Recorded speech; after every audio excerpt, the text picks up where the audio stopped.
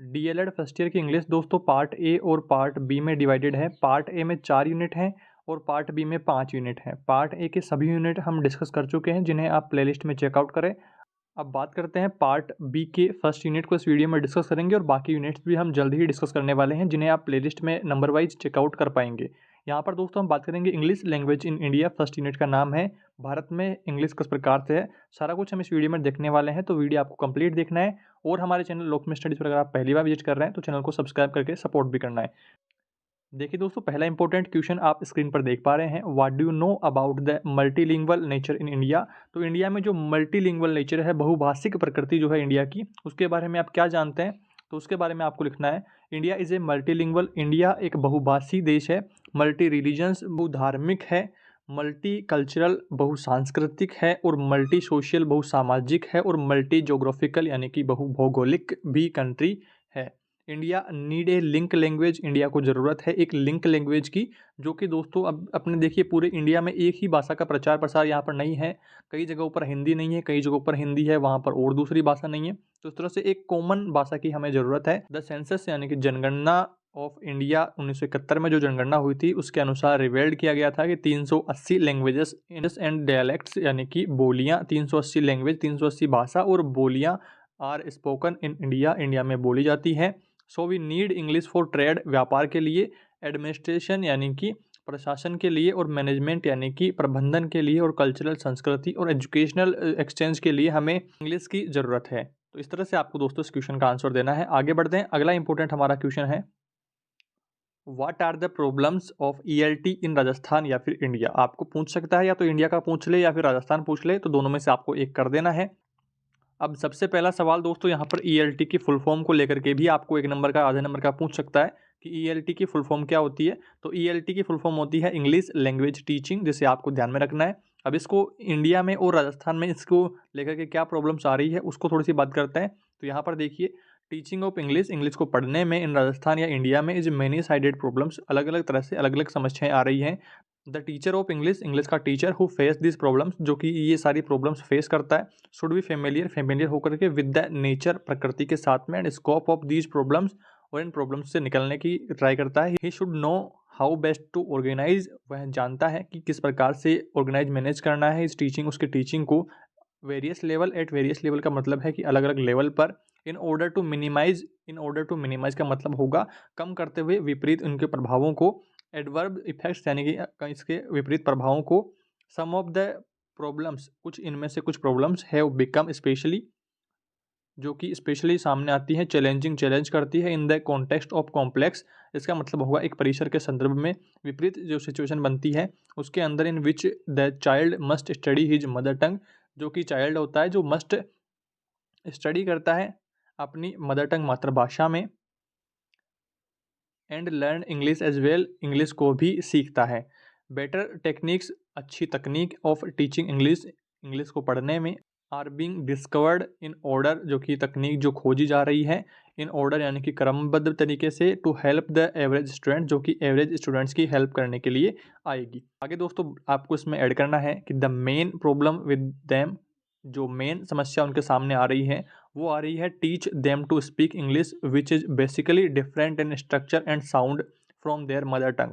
English जो होती है वो मदर टंग से बिल्कुल डिफरेंट होती है, स्ट्रक्चर में भी और साउंड में भी। आपने दोस्तों जब तीसरा यूनिट पढ़ा था पार्ट ए का, उसमें मैंने आपको कट और पुट में डिफरेंस बताया था कि अगर आपको इसका सही उच्चारण नहीं पता होगा तो आप या तो दोनों को कट और पट बोलोगे या फिर कुट और पुट इस तरह से बोलोगे। तो अगर आपने ठीक उच्चारण सुना है तभी आप इनमें डिफरेंस कर पाओगे। इस तरह से काफ़ी सारे ऐसे वर्ड्स हैं इंग्लिश में जिनके उच्चारण से ही हमें उनकी ठीक प्रोनाउंसिएशन पता चलती है। आगे दोस्तों बात करते हैं इंग्लिश अंडर दीज सर्कमस्टेंसेज, यानी कि इंग्लिश जो है इन परिस्थितियों में डेफिनेटली हिंडर्स, यानी कि निश्चित रूप से प्रगति में, in progress in schools, school की जो प्रगति होती है उनके बीच में बाधक बनती है। Most of them will not be able to use English as a means of expression and will only be confined to reading ability. तो मोस्ट ऑफ देम, उनमें से अधिकतर, will not be able to use, जो कि able नहीं होते हैं English के यूज़ के लिए, as a means of expression and will only be confined to reading ability, जो कि दोस्तों यहाँ पर पढ़ने की क्षमता तक ही सीमित यहाँ पर रखते हैं, उसको मेन लैंग्वेज की तरह यूज नहीं कर पाते हैं। तो इस तरह से आपको इसका हिंदी अनुवाद करते हुए थोड़ा-सा ठीक तरीके से इसे समझ लेना है और जैसे ही परीक्षा में ये आता है तो सेम टू सेम आपको कॉपी कर देना है। आगे दोस्तों आपको इसी में एक टॉपिक ऐड करते हुए लिखना है कि problems of the educational system, कि हमारे एजुकेशनल सिस्टम से क्या प्रॉब्लम्स आ रही हैं जिनकी वजह से इंग्लिश नहीं सीख पा रहे हैं। तो the teachers are not imported proper training at BEd और डीएलएड लेवल्स। तो इसमें देखिए मेन समस्या ये भी है कि टीचर्स को ठीक ट्रेनिंग नहीं दी जाती है, प्रॉपर ट्रेनिंग नहीं दी जाती है बीएड और डीएलएड के लेवल पर। The language teachers are not properly trained, जो कि लैंग्वेज जो टीचर्स होते हैं वो प्रॉपरली ट्रेंड नहीं होता है in the contact matter and methodology of English subject. English subject के जो प्रॉपर सब्जेक्ट के जो टीचर होते हैं वो ठीक तरीके से ट्रेंड नहीं होते हैं, जिस वजह से भी लैंग्वेज सीखने में प्रॉब्लम आती है। Students are receivers and producer of language. Students सिर्फ सुनते हैं और प्रोड्यूस करते हैं, आवाज़ निकालते हैं। The produce what they receive from there teacher, वो वही बोलेंगे जो उन्होंने टीचर से सुना है। अगर टीचर ठीक उच्चारण नहीं करेगा, ठीक तरीके से नहीं समझा पाएगा, तो फिर वो भी गलत उच्चारण करेंगे। मोस्ट ऑफ द टाइम, अधिकांश समय में, is important to compulsory. Is important to compulsory subjects का मतलब होगा अनिवार्य विषयों के लिए आदान प्रदान किया गया है कंपल्सरी सब्जेक्ट के लिए। The teaching subject is neglected. English के जो अध्यापन है उसकी उपेक्षा की गई है, उसे नेग्लेक्ट किया गया है। तो ये भी दोस्तों कहीं ना कहीं इंग्लिश ठीक नहीं समझ पाने के कारण है, तो इनको भी आपको थोड़ा सा ध्यान में रखना है। और अगर और भी कुछ आपको याद आ पा रहा है तो आपको उसे मेंशन यहाँ पर कर लेना है और अपना आंसर ठीक कर देना है। आगे बढ़ते हैं दोस्तों, अगला हमारा इंपॉर्टेंट टॉपिक है एनसीएफ 2005। एनसीएफ की फुल फॉर्म होगी नेशनल करिकुलम फ्रेमवर्क। यहाँ पर दोस्तों ये जो टॉपिक है आपका हिंदी में भी सेम टू सेम आपको यही पढ़ना है। तो इसके लिए हमने एक प्रॉपर वीडियो बनाया हुआ है हिंदी में, उसका लिंक मैं आपको डिस्क्रिप्शन में दे दूंगा। वहाँ से आपको उस वीडियो को भी देखना है, इस वीडियो को पूरा देखने के बाद, ताकि आप एनसीएफ को ठीक तरीके से समझ पाएँ। हिंदी और इंग्लिश में दोस्तों यहाँ पर हर बार एक प्रश्न एनसीएफ का आता ही आता है। अगर बड़ा आ जाए तो बड़ा आ जाए, नहीं फिर छोटा भी प्रश्न आपको पूछ सकता है। तो थोड़ा सा आपको इसको ध्यान से देखना है। इसमें दोस्तों हम पहला पॉइंट डिस्कस करते हैं रिगार्डिंग इंग्लिश। इंग्लिश के बारे में एनसीएफ 2005 रिकॉग्नाइजेज, एनसीएफ 2005 पहचाना जाता है its important position in India and recommends and across the curriculum approach to teach English. यह जो होता है सिफारिश करती है कि अंग्रेजी सिखाने के लिए पूरे पाठ्यक्रम का जो दृष्टिकोण है वो ठीक तरीके से समझना चाहिए। आगे बढ़ते हैं दोस्तों, English in India is a global language. English Bharat में एक ग्लोबल लैंग्वेज, वैश्विक भाषा है। इन ए मल्टीलिंगुअल कंट्री, एक बहुभाषी देश में। ए वेराइटी एंड रेंज, एक विविधता और सीमा ऑफ इंग्लिश टीचिंग, इंग्लिश के पढ़ाने की सिचुएशंस प्रिवेल हियर। सिचुएशंस जो हैं वो प्रचलित हैं यहाँ पर। Owing to the twin factors, यहाँ पर प्रचलित हैं इसके 2 फैक्टर्स, 2 पहलू। टीचर प्रोफिशिएंसी यानी कि टीचर की प्रवीणता in English and pupil exposure. English में प्यूपिल्स यानी कि विद्यार्थियों के लिए, एक्सपोजर यानी कि पहुंचना to English outside school. English जो है विद्यालय के बाहर पहुंचना मुश्किल हो जाती है अगर टीचर जो है उसकी प्रवीणता ठीक नहीं है। आगे बढ़ते हैं, the level of introduction. The level of introduction of English is now a matter of political response. एक राजनीतिक प्रतिक्रिया है टू पीपुल्स एस्पिरेंट्स यानी कि उम्मीदवारों के लिए, विद्यार्थी उम्मीदवारों के लिए, रादर देन एन एकेडमिक और फेसिबिलिटी इशू, यानी कि एक अकादमिक और साध्यता के रूप में जो इशू आता है, जो प्रॉब्लम आती है, वो यहाँ पर राजनीतिक प्रतिक्रिया के रूप में सामने आती है। And pupils choices about the level of its introduction.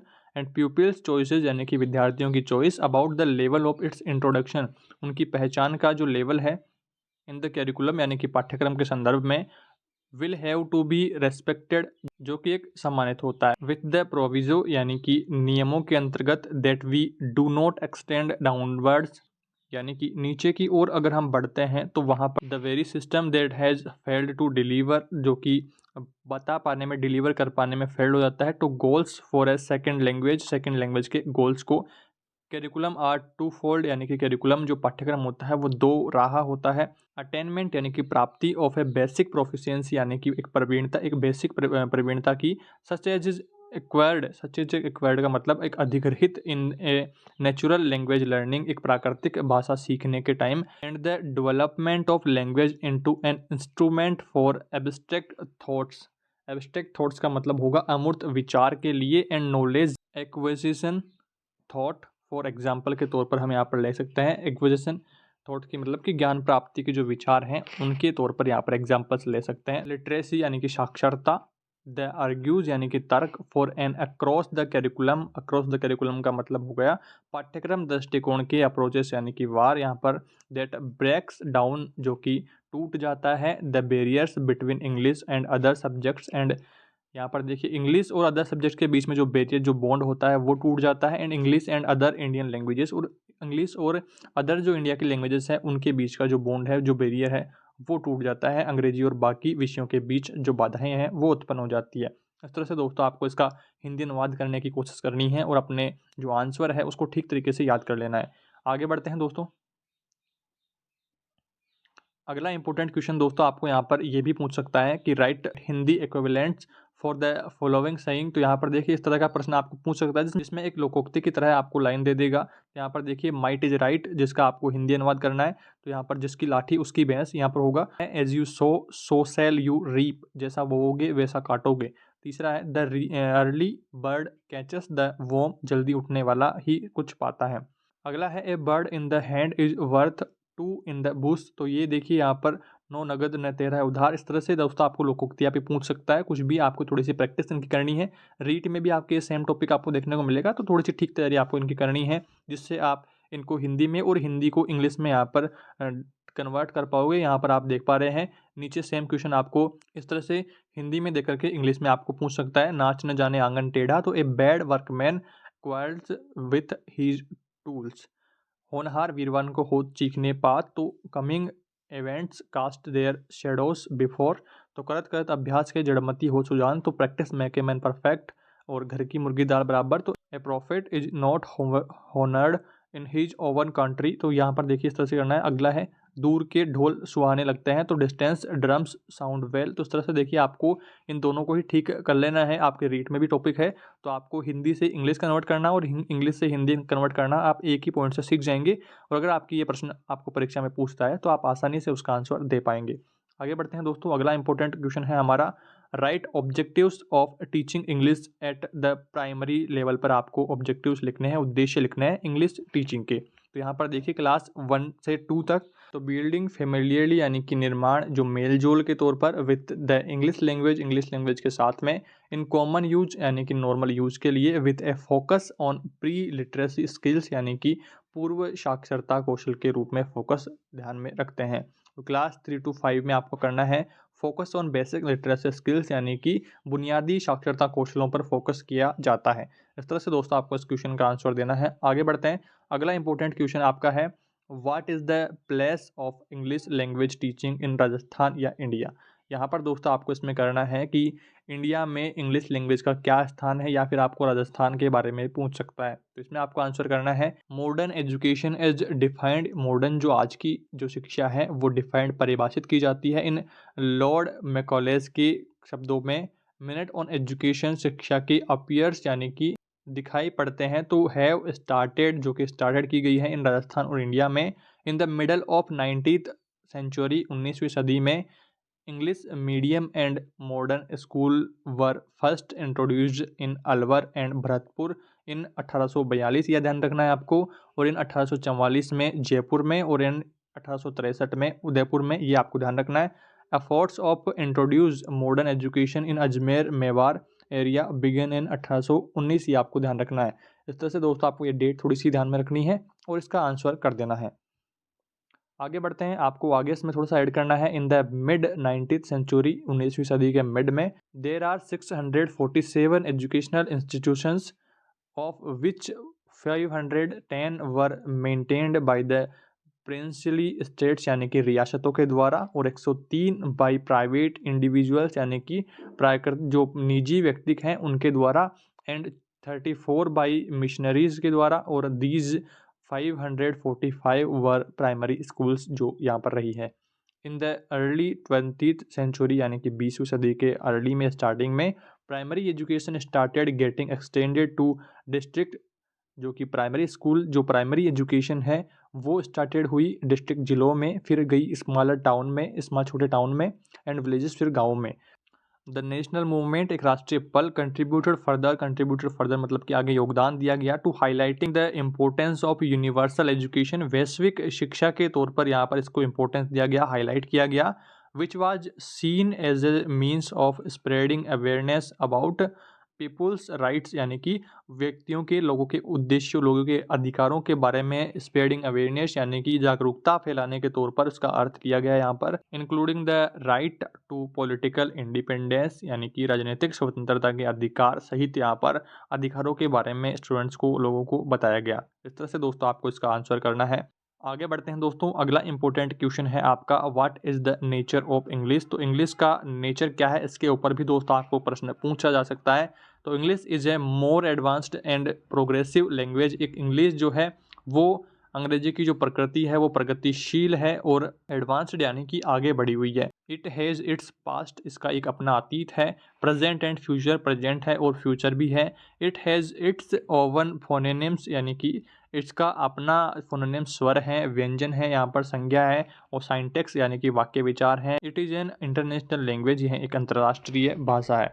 इस तरह से दोस्तों आपको इन सभी क्वेश्चंस का आंसर देना है और इस वीडियो में हमने इस यूनिट के इंपॉर्टेंट क्वेश्चंस पर बात कर ली है। आई होप मैंने आपको ठीक तरीके से समझा दिया है। फिर भी दोस्तों किसी वर्ड की मीनिंग में कुछ प्रॉब्लम आपको आती है तो आप उसका गूगल से ट्रांसलेट कर लेंगे और अच्छी तरह से अपनी एग्जाम्स की प्रिपरेशन करेंगे। इस वीडियो में दोस्तों इतना ही, जल्दी मिलेंगे अगले यूनिट के साथ। तब तक दोस्तों आप प्लेलिस्ट से इनके बाकी यूनिट्स देखते रहें और अपनी तैयारी को ठीक करते रहें। Thank you for watching this video.